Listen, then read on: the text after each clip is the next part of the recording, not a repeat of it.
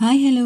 ഇന്ന് നമുക്ക് നല്ല സിമ്പിളായിട്ട് നല്ല ടേസ്റ്റി ആയിട്ട് ഉണ്ടാക്കിയെടുക്കാൻ പറ്റുന്ന ബ്രേക്ക്ഫാസ്റ്റിൻ്റെ റെസിപ്പി കാണാം കേട്ടോ. ഒരുപാട് സാധനങ്ങൾ ഒന്നും ആവശ്യമില്ല നമുക്കിത് ഉണ്ടാക്കിയെടുക്കാൻ വേണ്ടിയിട്ട്. നമ്മളെ വീട്ടിലുള്ള സാധനങ്ങൾ മാത്രം മതിയാവും കേട്ടോ. അപ്പോൾ രാവിലെയൊക്കെ നമ്മൾ തിരക്ക് പിടിച്ച സമയത്ത് കറിയൊന്നും ഇല്ലാതെ കഴിക്കാൻ വേണ്ടി പറ്റുന്ന നല്ല കിടിലൻ റെസിപ്പിയാണ്. അപ്പോൾ എന്തായാലും ഒന്ന് ഇതുപോലെ ഒന്ന് ട്രൈ ചെയ്ത് നോക്കാം. ഇഷ്ടമായി ലൈക്ക് ചെയ്യാനും സബ്സ്ക്രൈബ് ചെയ്യാനും ഷെയർ ചെയ്യാനും കമൻറ്റ് ചെയ്യാനും ഒന്നും മറക്കില്ല കേട്ടോ. അപ്പോൾ നമുക്ക് വീട്ടിലോട്ട് പോകാം.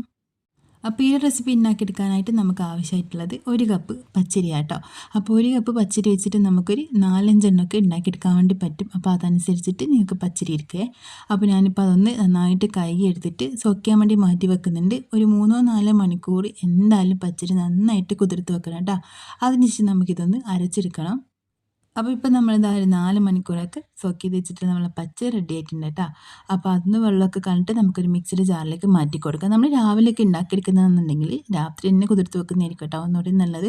ഇനി വൈകുന്നേരം ചായയുടെ കൂടെ വേണമെങ്കിൽ നമുക്ക് അതും ട്രൈ ചെയ്യാം കേട്ടോ. ഇത് നല്ല ടേസ്റ്റാണ് കഴിക്കാൻ വേണ്ടിയിട്ട്. അപ്പോൾ അങ്ങനെയാണെങ്കിൽ ഒരു 4 മണിക്കൂറെങ്കിലും കുതിർത്ത് വെക്കാൻ പ്രത്യേകം ശ്രദ്ധിക്കാം കേട്ടോ.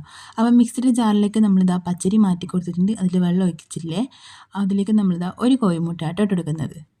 അപ്പോൾ ഇനി നമുക്കിതിലേക്കൊരു 1/4 ടീസ്പൂണോളം ഉപ്പ് ചേർത്ത് കൊടുക്കാം കേട്ടോ. നമ്മൾ എടുക്കുന്ന പച്ചരിയുടെ അളവനുസരിച്ചിട്ട് വേണം നമ്മളിതിലേക്ക് ഉപ്പ് ചേർക്കാൻ കേട്ടോ. അപ്പോൾ അതിൻ്റെ കൂട്ടത്തിന് ഇതൊന്ന് അരച്ചെടുക്കാൻ ആവശ്യത്തിനുള്ള വെള്ളം കൂടിയും ചേർക്കുന്നുണ്ട്. 1/2 കപ്പ് വെള്ളം ഇപ്പം ചേർക്കുന്നുണ്ട്. വേണമെന്നുണ്ടെങ്കിൽ നമുക്ക് പിന്നീട് കുറച്ചുകൂടി വെള്ളം ചേർക്കാം കേട്ടോ അരച്ചെടുത്തതിന് ശേഷം. അതിലേക്ക് ഞാനിപ്പോൾ 1 ടീസ്പൂൺ തേങ്ങ ചേർക്കുന്നുണ്ട്. നിങ്ങൾക്ക് തേങ്ങയ്ക്ക് പകരമായിട്ട് ചോറും ചേർക്കാം കേട്ടോ 1 ടീസ്പൂണോളം. അതൊന്ന് അരച്ചെടുത്തതിന് ശേഷം ഞാനിപ്പോൾ അതിലേക്ക് ഒരു ഏലക്കായും കൂടി ചേർത്തിട്ട് വീണ്ടും ഒന്നുകൂടി അരച്ചെടുത്തിട്ട് പാത്രത്തിലേക്ക് മാറ്റി കൊടുക്കുന്നുണ്ട്. നമുക്ക് ആദ്യം അരക്കുന്ന സമയത്ത് തന്നെ ഏലക്ക വേണമെങ്കിൽ അപ്പവും ചേർത്ത് കൊടുക്കാം കേട്ടോ. അപ്പോൾ അരച്ചെടുത്ത മാവ് നമ്മളിത് ആ ഒരു പാത്രത്തിലേക്ക് ഒഴിച്ച് കൊടുത്തിട്ടുണ്ട്. ഇനി അതിലേക്ക് ഒരു 1/4 കപ്പ് വെള്ളം നമ്മൾ മിക്സിയുടെ ജാറിലേക്ക് തന്നെ ഒരു 1/4 കപ്പ് വെള്ളം കൂടി ചേർത്തിട്ട് അതും കൂടി ഇതിലേക്ക് അങ്ങ് ഒഴിച്ച് കൊടുക്കുന്നുണ്ട്. എന്നിട്ട് നന്നായിട്ട് മിക്സ് ആക്കിയിട്ട് എടുക്കാം കേട്ടോ.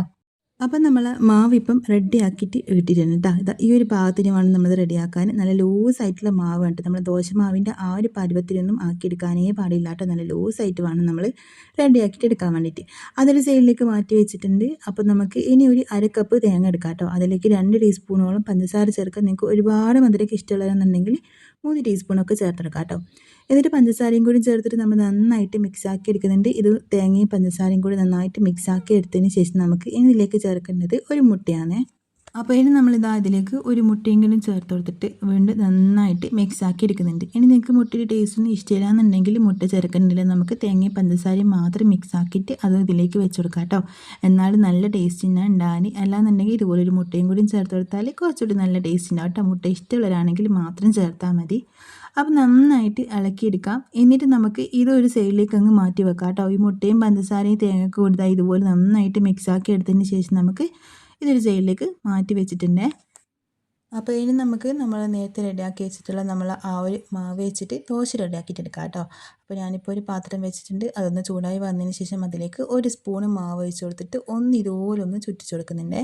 നമ്മളെ മാവ് നല്ല ലൂസായിട്ട് നമ്മൾ റെഡിയാക്കി എടുത്തതുകൊണ്ട് നല്ല നൈസായിട്ട് തന്നെ നമുക്ക് ദോശ റെഡിയാക്കിയിട്ട് എടുക്കാൻ വേണ്ടി പറ്റും.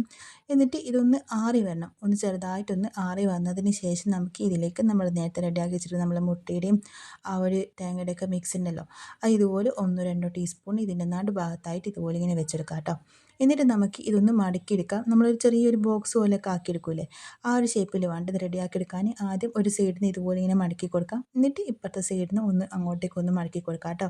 നമുക്ക് സ്പൂൺ വെച്ചിട്ട് വേണമെന്നുണ്ടെങ്കിൽ അങ്ങനെയും ചെയ്യാം. അതിന് അല്ലാന്നുണ്ടെങ്കിൽ കൈ വെച്ചിട്ടും ചെയ്യാം കേട്ടോ.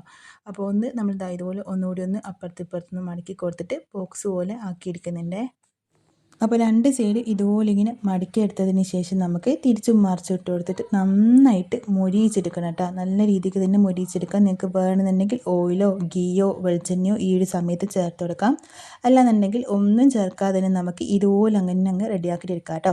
ഒരു സൈഡ് ഭാഗം നന്നായിട്ട് കളറൊക്കെ മാറി വന്നതിന് ശേഷം നമ്മൾ വീണ്ടും ഒന്ന് തിരിച്ചിട്ട് കൊടുക്കുന്നുണ്ട്. ഈ ഒരു സമയത്ത് മീഡിയം ടു ലോ ഫ്ലെയിമിൽ ഇട്ട് കൊടുക്കാം. എന്നാൽ മാത്രമായിട്ട് ഉൾഭാഗത്തിൽ നമ്മൾ മുട്ടയൊക്കെ നന്നായിട്ട് വെന്ത് കിട്ടുള്ളൂ.